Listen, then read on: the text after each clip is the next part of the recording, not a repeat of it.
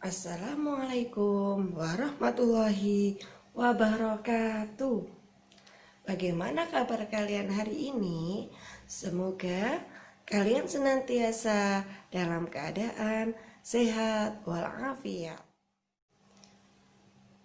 Di pertemuan kali ini kita akan belajar tentang pemanfaatan sumber daya alam. Kemudian pentingnya membatasi penggunaan sumber daya alam. Dan yang ketiga, menyampaikan pendapat tentang suatu anak-anak. Tahukah kalian sumber daya alam apakah yang dimanfaatkan untuk membuat pensil ini? Ya, benar. Sumber daya alam yang dimanfaatkan untuk membuat pensil adalah grafit yang dicampur dengan tanah liat dan juga kayu. Apa sajakah pemanfaatan sumber daya alam yang lain? Yuk, mari kita simak penjelasannya. Manusia membutuhkan sumber daya alam untuk memenuhi kebutuhannya, baik berupa sandang, pangan, dan papan. Manusia memanfaatkan sumber daya alam yang dapat diperbarui seperti air, tanah, udara, tumbuhan, dan hewan. Manusia juga memanfaatkan sumber daya alam yang tidak dapat diperbarui seperti batu bara, emas, dan perak. Ada sumber daya alam yang bisa langsung dikonsumsi seperti buah-buahan yang kita makan. Namun ada juga sumber daya alam yang harus diolah terlebih dahulu sebelum digunakan. Contohnya adalah pakaian yang kita pakai. Pakaian yang kita pakai merupakan hasil dari suatu pekerjaan, yaitu pekerjaan dari seorang penenun, desainer, maupun penjahit. Contoh pekerjaan dan sumber daya alam yang dimanfaatkan. Kalau pengrajin misalnya, sumber daya alam apa ya yang dimanfaatkan? Ya, benar. Pengrajin memanfaatkan batang pohon untuk menghasilkan kreasinya. Bisa berupa meja, kursi, lemari, dan sebagainya. Petani memanfaatkan sumber daya alam berupa tanah yang diolah, kemudian ditanami berbagai macam tanaman seperti padi, jagung, tebu, kedelai, dan lain sebagainya. Seorang peternak memanfaatkan sumber daya alam seperti ayam, sapi, kambing, dan sebagainya. Nah, anak-anak, pemanfaatan sumber daya alam sangat beragam, sehingga penggunaannya perlu dibatasi, terutama sumber daya alam yang tidak dapat diperbarui. Kenapa ya penggunaannya dibatasi? Ada yang tahu? Iya, benar. Agar sumber daya alam yang ada tetap terjaga kelestariannya.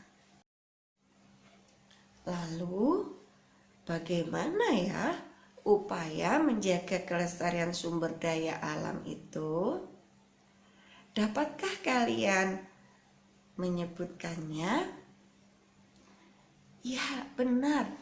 Yang pertama, melakukan penanaman kembali atau yang dikenal dengan istilah reboisasi. Yang kedua, menghemat penggunaannya. Yang ketiga, kita bisa mengajak atau menghimbau orang lain untuk menjaga kelestarian sumber daya alam melalui poster. Salah satu bentuk upaya menjaga kelestarian sumber daya alam yaitu dengan membuat poster. Nah, sebagai bentuk partisipasi kalian dalam menjaga kelestarian sumber daya alam, buatlah poster dengan tema menjaga kelestarian sumber daya alam. Jangan lupa kirim ke Ustazah gambar poster terbaik kalian. Kalian sudah mempelajari pemanfaatan sumber daya alam dan upaya pelestariannya. Kalian bisa menceritakan materi kita hari ini kepada orang tua kalian di rumah. Cerita merupakan karangan yang menuturkan perbuatan, pengalaman, maupun kejadian, baik yang sungguh-sungguh terjadi atau istilahnya non-fiksi, maupun yang hanya rekaan belaka atau fiksi. Di dalam buku modul kalian ada cerita tentang Pak Weli. Baca kembali ceritanya ya. Setelah kalian membaca cerita, kalian bisa menyampaikan pendapat kalian tentang cerita yang kalian baca. Pendapat kalian bisa berupa tokoh-tokoh yang ada dalam cerita, tokoh mana yang kalian sukai, lalu sifat-sifat tokoh maupun hal-hal baik yang ada dalam cerita. Alhamdulillah, pada pertemuan kali ini kita sudah belajar tentang apa saja ya? Ya, hari ini kita sudah belajar tentang jenis-jenis sumber daya alam yang dimanfaatkan oleh manusia.